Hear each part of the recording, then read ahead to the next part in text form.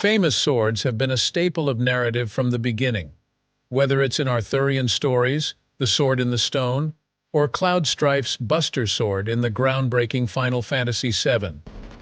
But are there any that really exist? Yes, more so than you may expect. Here are 20 of the most legendary swords in existence, and they are among the greatest. Number 20. The Sword of Osman.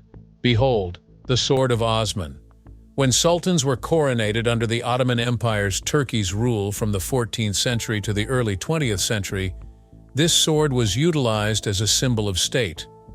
Southeastern Europe, Western Asia, and North Africa were all under the empire's control.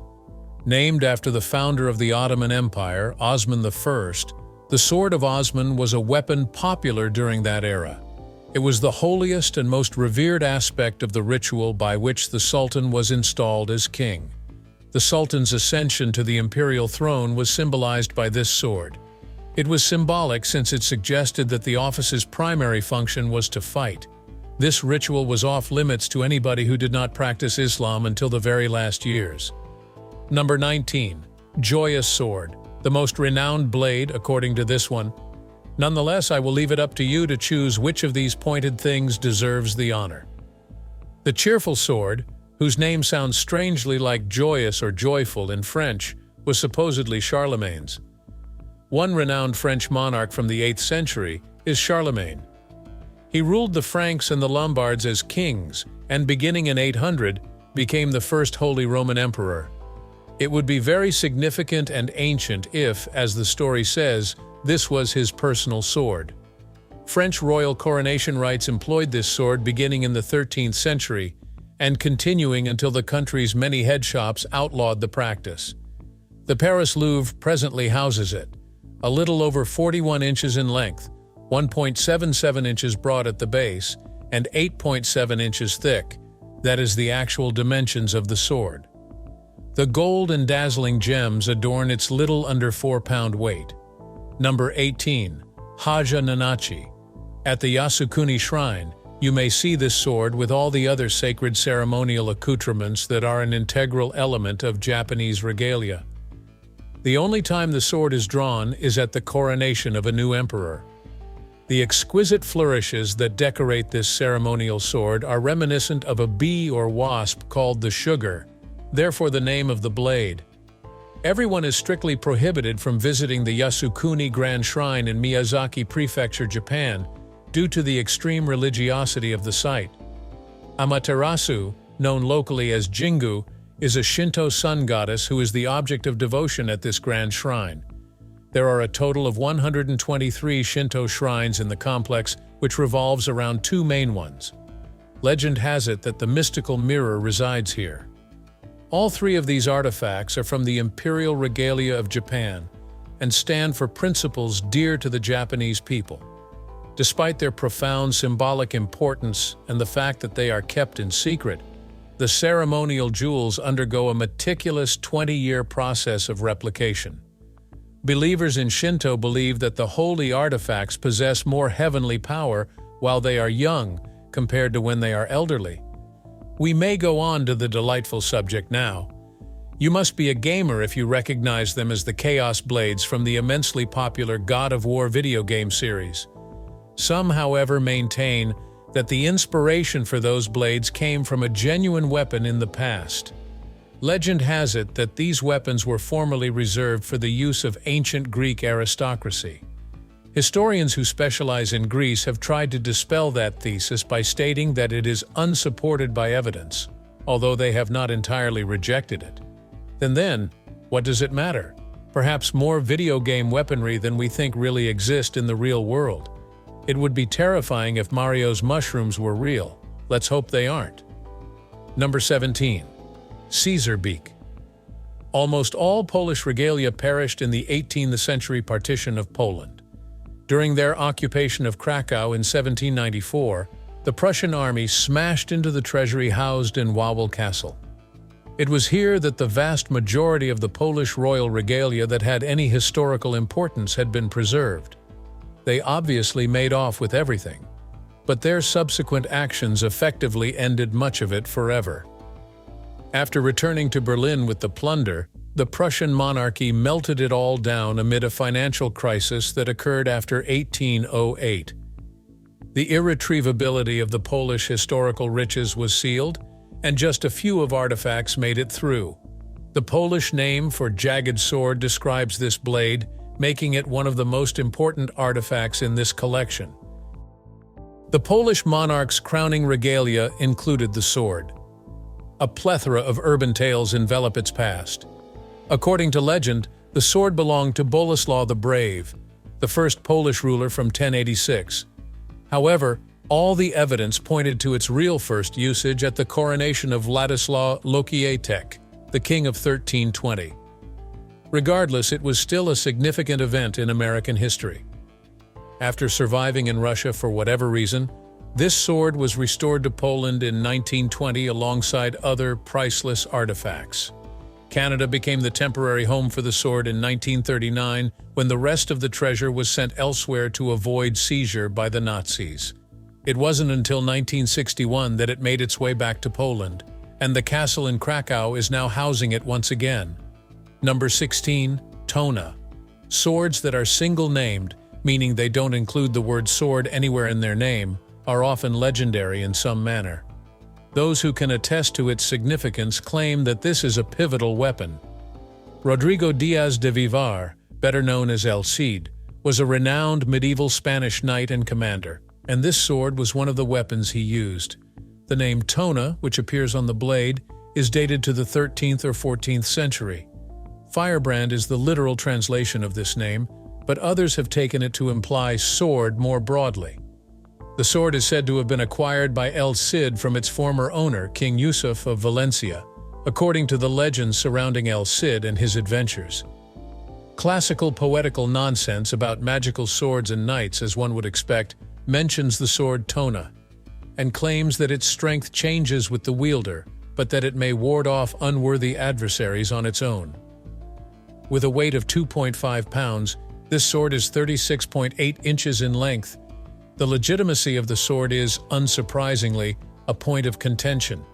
The hilt and other components would have been added later, but if any portion of it is real and was El Cid's sword, then it is considered to be the blade alone. Then, what does it matter? All that can be established with certainty is that the blade most likely originated in the 11th century. However, beyond that, there is no confirmation. Number 15. Campilan. The next kind of sword is a typical one from the Philippines. It has a single edge.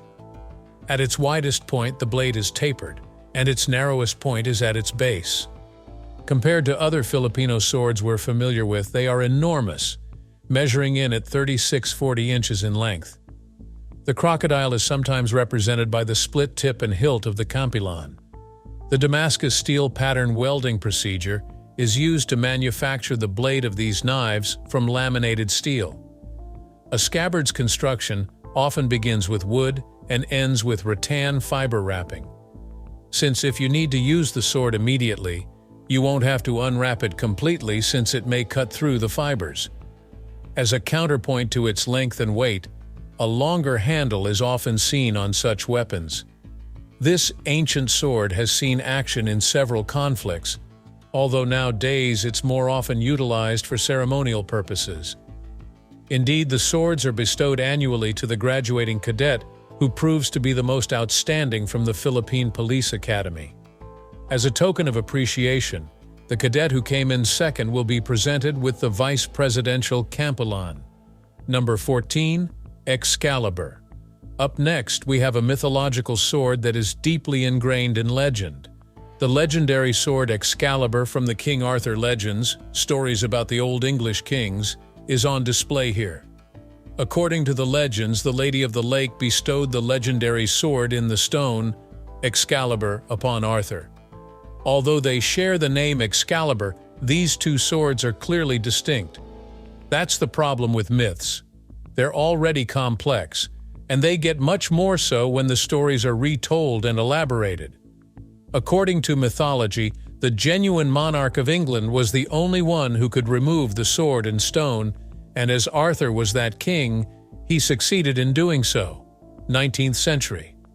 At long last, the secretive and secluded aspect of the empire was removed, and it became accessible to people of various religions. However, this marked the last chapter in the empire's history. Number 13. The Kartana Sword of Mercy. Swords that are single-named, meaning they don't include the word sword anywhere in their name, are often legendary in some manner. Those who can attest to its significance claim that this is a pivotal weapon. Rodrigo Diaz de Vivar, better known as El Cid, was a renowned medieval Spanish knight and commander, and this sword was one of the weapons he used. The name Tona, which appears on the blade, is dated to the 13th or 14th century. Firebrand is the literal translation of this name, but others have taken it to imply sword more broadly.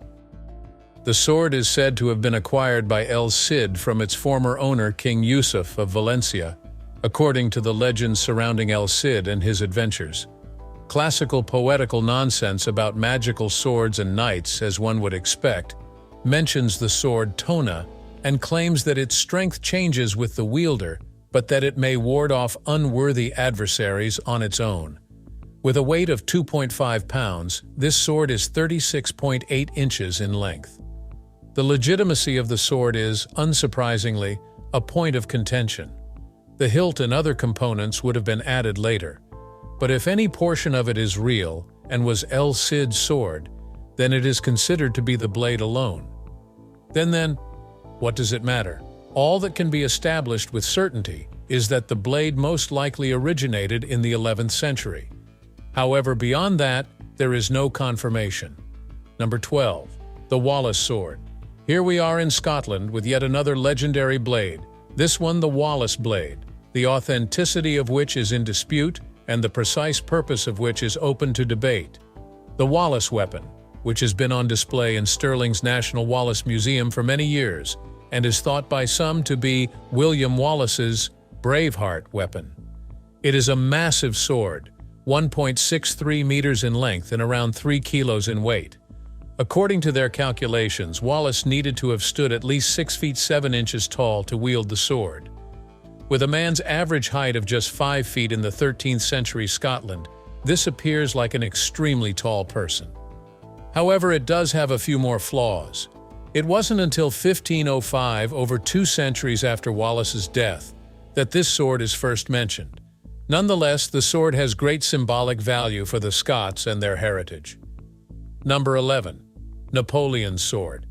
In 1805, under Napoleon Bonaparte's leadership, the French achieved a resounding triumph in the Battle of Austerlitz. In their mission to subdue Napoleon, the Austrian and Russian armies were routed by the French army. With this triumph, Napoleon was able to establish his dominion throughout Europe. Next, Napoleon's sword from that fight was an eye-catching and ornamental weapon for the next decade. Renowned Parisian goldsmith Martin Guibert made it for the French commander in 1803 and 1804. For Napoleon, it was the sword that meant the most. Even though he had a lot of the things, it was the one that people most connect him with. Even though he wasn't exactly a shrinking violet, Napoleon's profile image and ornamental flora adorn the solid gold hilt. Also adorning the blade are golden flora designs set against a heat-treated blue backdrop of steel. The sword may not have been intended for use in combat, but its keen blade could still deliver a painful wound if wielded in that manner. Actually, it was a representation of Napoleon's status as the highest-ranking French military leader. Number 10. Urumi. One kind of ancient sword that may be traced to the Sangam period is the Urumi, which has its roots in the Indian state of Kerala. Swords often serve as steel whips because of their long and flexible blades. This seems like a very risky proposition. It takes a lot of expertise and frequent sword experience, and it is the final item taught in Indian martial arts because of how difficult it is to control. From one place to another, the sword goes by several names. Coming from the terms for spinning or coiling and sword, it is called a shaval in Kerala and a urumi in Malayalam. The hilt of these blades is typically disc-shaped and crafted from iron or brass. A person's arm span determines the length of the blade, which is flexible steel. The handles are adorned with several blades, and in Sri Lanka, one kind is sold in pairs, each having 32 blades, and is used by holding one in each hand. I'm scared to death. Number 9. The Ulfbert Swords. Here's something that will baffle conspiracy theorists and Vikings fans alike. There's likely to be a lot of overlap between the two groups, I would presume. Lady Ulfbert, here is your weapon. It's a weapon of astonishingly high quality that makes determining its supposed age of creation impossible. According to legend, the Vikings forged the sword and inscribed it with the phrase Ulfbert, which is how the name comes from. It wasn't until 800 years later that it would finally come into reality, but its forging technique suggests it required technology that the Vikings did not have access to. That is unsettling. Approximately 170 of these swords have been discovered, and their provenance dates to a period between 800 and 1000 AD. It wasn't until the Industrial Revolution in the 1800s that the technology they employed to create them came to light. Based on their findings, investigators have concluded that the iron used to make these swords had to be heated to around 3,000 degrees Fahrenheit. Is that so? Was it only our imagination that the Vikings had superior weapon-making capabilities, or is time travel the only way to explain this? Post your thoughts in the comments area and tell me what you think. Number 8. The Zakar Sword. All over Islamic culture, the Zakar sword is renowned. As the last of the 4 caliphs, Imam Ali rightfully possessed this sword. The sword in question is often thought to have been one of the 7 or 9 weapons that were possessed by the Prophet Muhammad. According to mythology, he bestowed the sword to Ali after a fierce fight, elevating it to a position of immense historical significance in Islam. In addition to its fascinating past, the sword's aesthetic appeal is likely a major factor in its continued popularity as a historical artifact.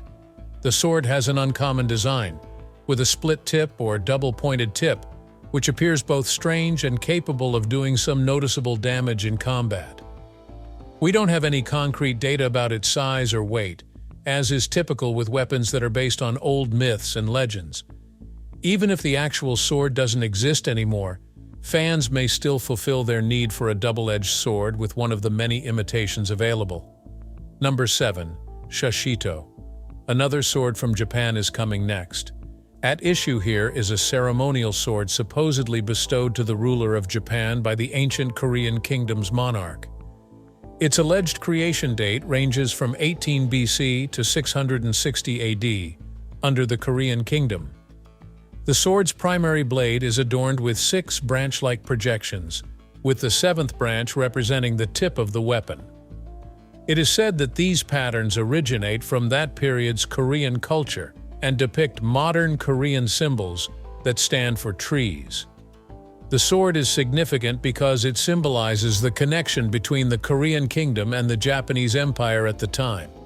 The sword is presently safe and sound after its restoration.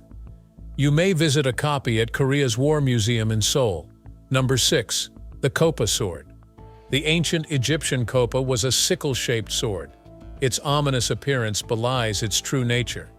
With its versatile and potentially lethal design, the typical kopa sword might be anywhere from 20 to 24 inches in length. For instance, you may utilize the kopa's internal curve to ensnare your opponent's arm or free them from their shield. Furthermore, its terrifyingly sharp outside edge would have been ideal for the ancient world's method of slicing and dicing. Not only that, but these swords are ancient. These swords have been shown in ancient art as far back as 2500 BC, the oldest known example. The unique curved design of previous war axes, which were effective for cutting and swinging on the ancient battlefields covered in blood, is said to have served as a basis for this kind of sword. What a beautiful thing. It's comforting to know that people have spent a great deal of mental work coming up with better and more adequate methods to imitate and kill throughout human history. This is so much fun, isn't it? Number 5. The Gladius. The next style of sword is one that was used mostly by ancient Roman foot troops from the 3rd century BC to the end of the 3rd century AD. A gladius was an integral part of a Roman legionary's kit. Not only did they carry this sword, but also a scutum shield and pilum javelins, 1 or 2 each. A pugio, a kind of dagger, was also in their arsenal. At a later stage, they had darts. From a distance, one may hurl a javelin at an adversary in the hopes that it would incapacitate them. The troops would quickly deploy their shields before charging in for close quarters fighting with swords. Gladius is probably a word you're acquainted with, since it's the origin of many terms that are still in use today.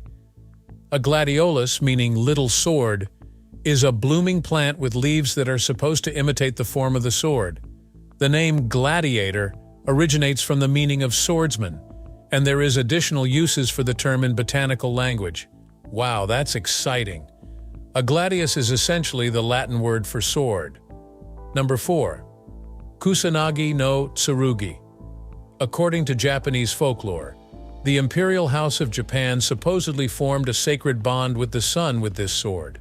The ceremonial and legal legitimacy of the Japanese monarch are symbolized by it. It is said that this sword was bestowed to Ninigi by the sun goddess Amaterasu so that he would descend to earth and assume the role of King of Japan. In essence, this is the backstory of the weapon we examined before. The real-life counterpart became one of Japan's 3 imperial treasures, despite the fact that this one is mythical. Indeed, it is essentially the same weapon. Number 3. Mamasa sword. Up next, we have an intriguing one that has a curse attached to it. Since swords play such a pivotal role in Japanese warrior culture, it stands to reason that they would have a significant cultural and historical impact on Japanese military heritage. They often possess supernatural abilities. A good example would be the swords crafted by the renowned Sengo Muramasa. During the 16th century in Japan's Izu province, a man named Muramasa established a school for producing swords. Legend has it that this man was essentially crazy and violent at times. The legend goes that his deadly blades took on these characteristics because they are supposedly inherited by swordsmiths. According to their beliefs, anyone used the sword would thereafter become possessed. Thus, the wielder of Muramasa's swords would become a madman capable of unleashing devastating violence.